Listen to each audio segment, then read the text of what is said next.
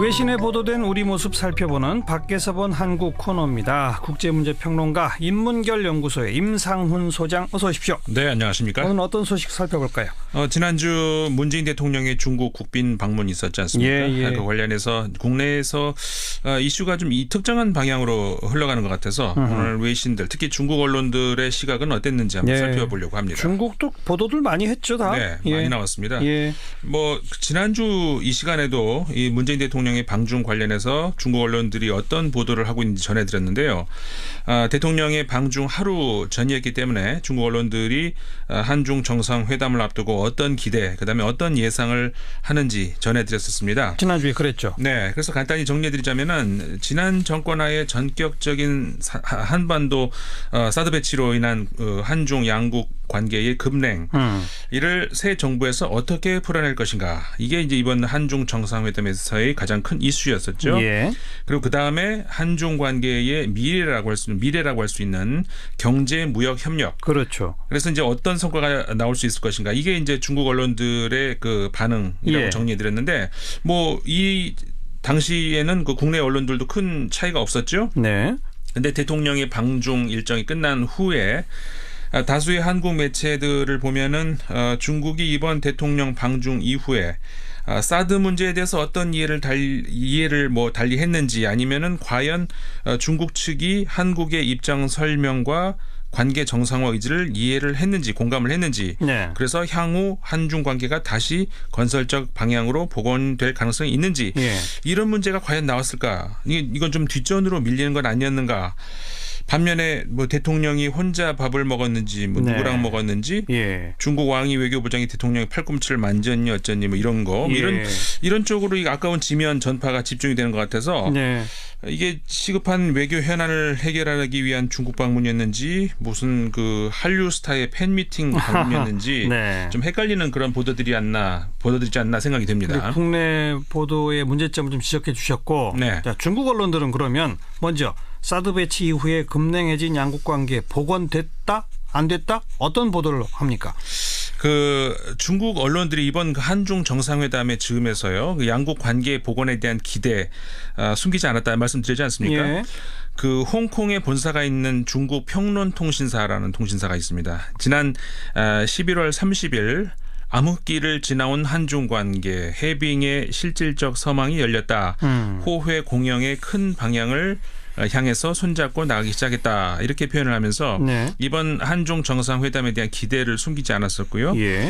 문재인 대통령의 방중이 끝나가는 무렵에 중국 언론들은 이 사드 문제 해법과 관련해서 이번 한중 정상의 만남으로 미완의 시작은 했다, 이런 평가들이 나오고 있습니다. 미완의 시작.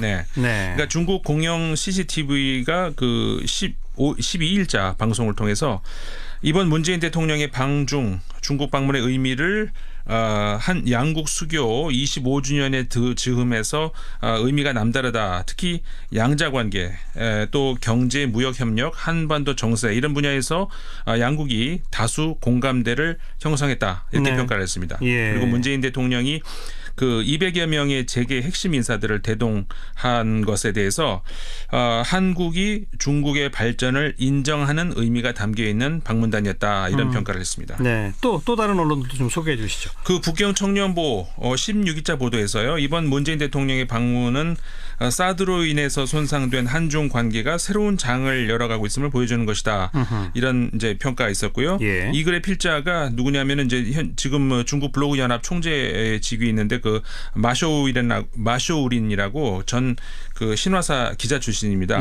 그래서 이게 마쇼우린은 양국의 미래에 대해서 이런 낙관적인 전망을 한 그 근거, 이유로 문재인 정부가 출범한 이후에 한중 관계의 조속한 회복을 위한 단계적 정리는 물론이고 실질적 행동으로 거대한 성과를 이뤄냈기 때문이다, 이렇게 설명을 했습니다. 다소 좀 낙관적이고 긍정적인 평가가 많네요. 네, 그렇죠. 실제 그런 결과가 나왔다, 이런 건가요? 근데 그런 결과까지 그 뭐 긍정적으로 평가를 하지는 않고 있고요. 결과까지는 아니고.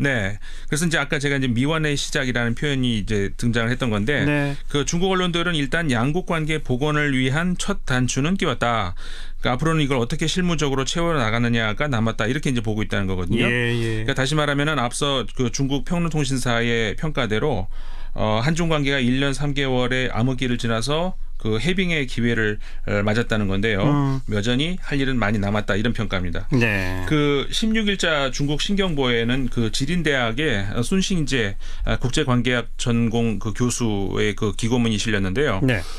지난 19차 공산당 전국 대표 회의 때 시진핑 국가주석이 했던 말이죠. 이게 불망 초심 뇌기 사명. 그러니까 뜻이 이게 그 초심을 잃지 말고 사명을 가슴에 새겨야 된다 이런 뜻인데 이걸 인용을 했습니다. 그래서 이게 한중 관계의 특징이다 미래다, 특징이자 미래다 이렇게 재해석을 하기도 했고요. 네. 그리고 또 그 인민일보의 영문판이죠. 글로벌 타임스는 양시위 중국 국제문제연구원 연구위원의 그 기고문을 통해서 한중 정상의 이번 회동은 사드 문제에 대해서 이견을 좁히는 새로운 토대를 마련했다 이렇게 표현을 하면서 향후 한중 군사 당국이 세부 협상을 할 것으로 기대한다 이렇게 말을 했습니다. 그러니까 정상회담 이후에 실무적 연속성을 요구하기도 한 거죠. 네. 그러니까 이제 첫 단추는 꼈다. 네. 앞으로 실무적 차원의 행동이 뒤따라야 한다. 이게 대다수 중국 언론의 반응이다. 네, 그렇죠. 그러니까 중국의 언론이나 전문가들은 양국 관계가 엄중해진 시기에 이번 문재인 대통령의 방중 시적절했다. 그러니까는 양국 관계 복원에 시동을 걸었으니까 이제 내용을 채우는 일이 남았다 이런 판단이라는 거죠. 그 외 대부분의 언론들이 유사한 판단을 하고 있는 건데 환구 15일자에는 이번 문재인 대통령의 방중 양국 사이에 단단한 얼음을 녹였다. 이제 미래지향적인 신형 한중 관계를 구축하자 이런 표현이 있었고 글로벌 타임스 15일자에는 이번 한중 정상회담의 기세를 몰아서 북한을 협상 테이블에 올릴 수 있다. 이런 말이 나오기도 했습니다. 그리고 중국의 시나망 역시 15일자에서 문재인 대통령이 전례 없는 일을 해냈다. 이런 우호적인 감정을 보내준 데에 대해서 감사를 보낸다. 이런 평가들이 있었습니다. 네. 방금 우호적 감정 보여준 데 대해 찬사를 보낸다. 이런 언급도 하셨는데 문재인 대통령이 이번에 왜 그 난징 학살 추모 행사에 대사도 보내고 또 직접 언급도 했고요. 중국 서민 식당에서 식사를 하고 이런 것들에 대한 반응은 어떻습니까? 이번 중국 방문을 준비하는 과정에서 청와대 그다음에 외교부가 이 전통적 의미에서의 외교뿐만 아니라 그 소위 공공 외교라고 하는 그러니까 말하자면 대민간 외교 측면도 굉장히 신경을 쓴 흔적이 보이는데요. 그 부분에 대해서 이 중국 언론들의 언급도 꽤 있었습니다. 국제문제 전문지 환구15가 15일자 보도에서 문재인 대통령이 난징 대학살을 언급하면서 동질감을 표명했다 이런 표현을 한 거나 그 전날 14일에 그 서민 식당을 찾아가서 그 요티아오 뭐 또우장 이런 서민 음식의 식사를 했지 않았습니까? 그것과 관련해서 베이징 시민들에게 한 발짝 다가섰다 이런 평가들을 했습니다. 한 발짝 다가섰다. 네.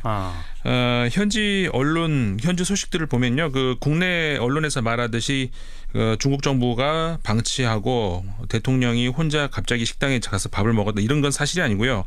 대통령이 갑자기 찾아간 게 아니라 사전에 수차례 우리 정부 관계자 그다음에 중국 외교부 관계자들이 그 식당에 갔다고 합니다. 가서 이제 사전 위생 상태를 포함해서 기타 철저한 점검을 했다고 하는데 그랬겠죠. 그 식당 주인은 그래서 이제 처음에는 이게 그 한국 대통령이 방문할 줄 몰랐다고 하고 나중에 그 VIP가 한국 대통령이었다는 사실을 나중에 알았다고 합니다. 그냥 VIP가 온다고까지만 얘기했나 보군요. 네, 그렇죠.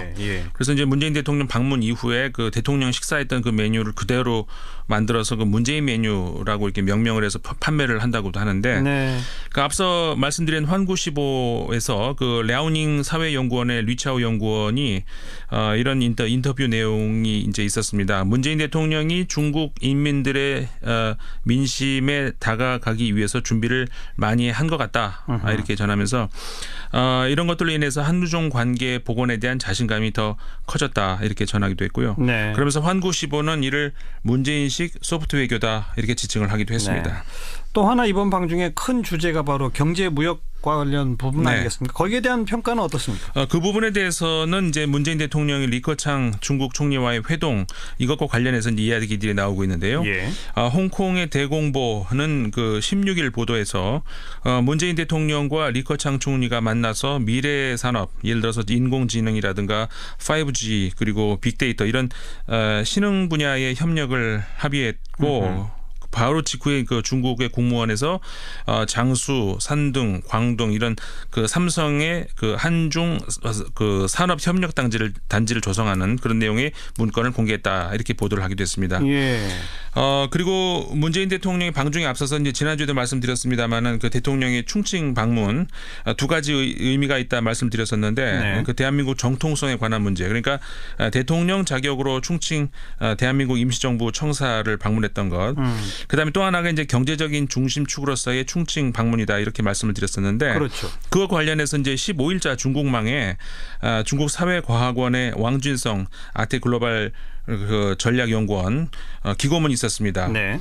왕준성 연구원은 문재인 대통령이 충칭을 방문한 것에 대해서 이곳이 중국의 야심찬 그 신실크로드 계획인 1대1로 이게 시작되는 중요한 지점이기 때문이다 이렇게 설명을 하면서 예.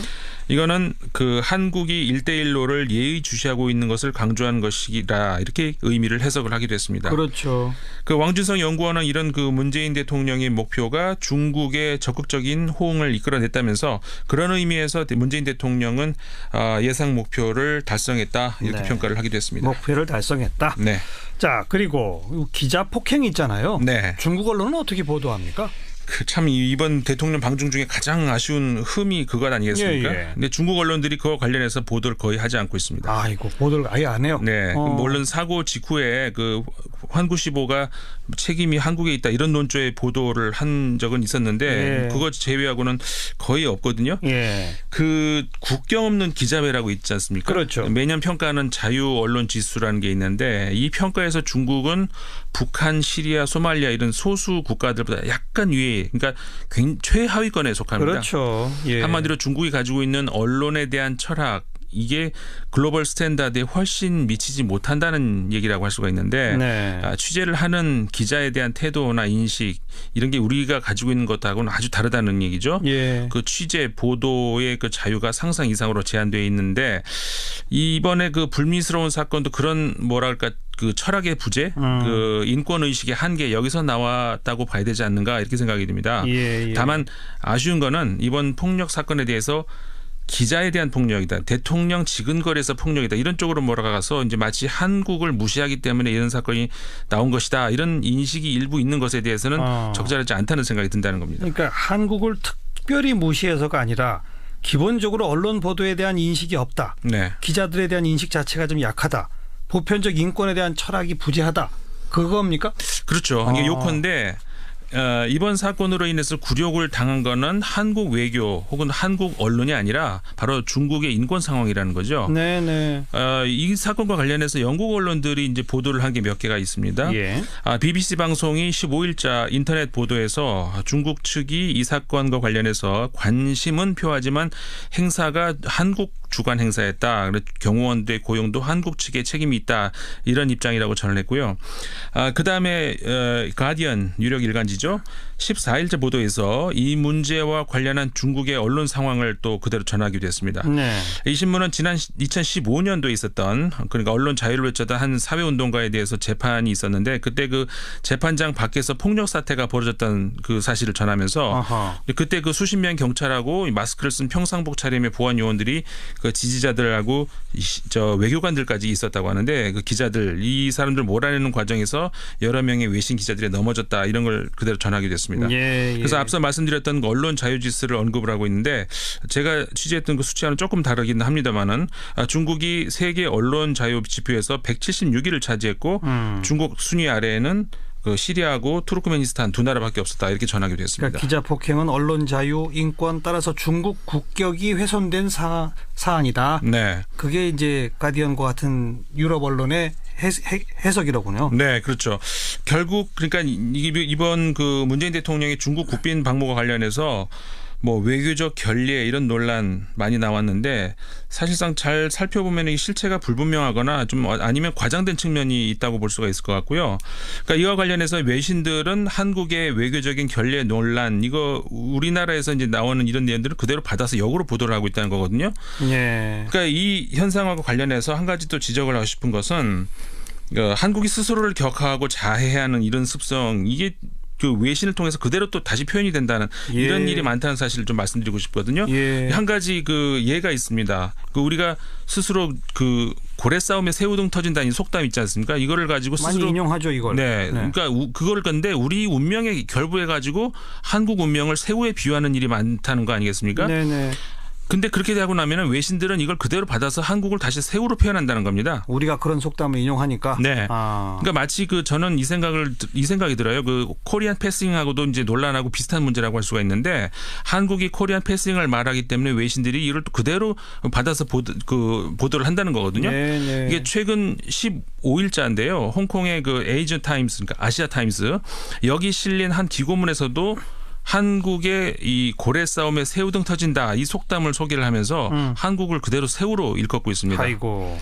다행스러운 거는 한국이 스스로 비하를 하고 이 속담을 쓰고 있을 때 이 기고문의 필자가 누구냐면 로버트 맥코이라고 하는 전 미 공군 정보 전문가거든요. 이 양반은 이 새우의 나라 한국이 문재인 대통령이 이끄는 새로운 정치적 활력 덕분에 최근 기계를 보인다.